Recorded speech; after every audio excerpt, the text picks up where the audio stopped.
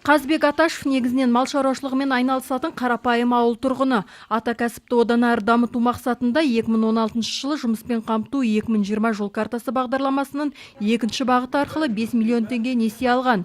Қазір шаруаның қора-жайында 20-ға жуық жылқы байланып, бірнеше бие сауылуда. 2008-2009-дан бастап жұмыссыз қалып, содан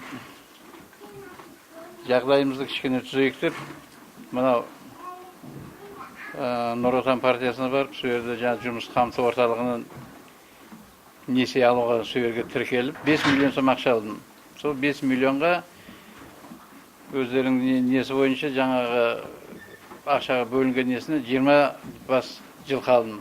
Өзіміздің баяғы ата кәсібімізге сол несімен айланысайын деп, қазір 20 жылқыны бордақылап, ішінде енді туғандар бар, олар жаңағы сауып, саумал ішіп, қымыз жасап. Шаруа малдың бабын тауып, жақсы күтсе ғана мал өсіп көбейеді дейді. Сондықтан да кәсіпкер жылқыларға ерекше күтім жасап, уақытылы жем-шөптерін салып отырады. Нәтижесі жаман емес. Қазір биелердің басым көпшілігі төлдеп, сүті сауылуда. Ауданда осы шаруа сияқты биылда несие алып, мал шаруашылығымен айналысамын деген халықтың саны көп дейді мамандар. 445-426 мың 280 теңге қаражат бөлінген болатын. Оның ішінде 96 азамат 3 миллионға дейін несие алды. Бәрі толығымен 34 адам несиесін алып, өз кәсіптерін ары жандандыруда.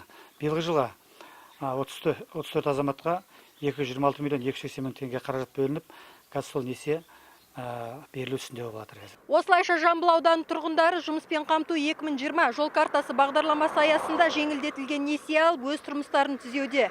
Гүлзат Сейдуллақызы, Сапар Серікұлы, жаңалықтар қызметі, Жамбыл ауданынан.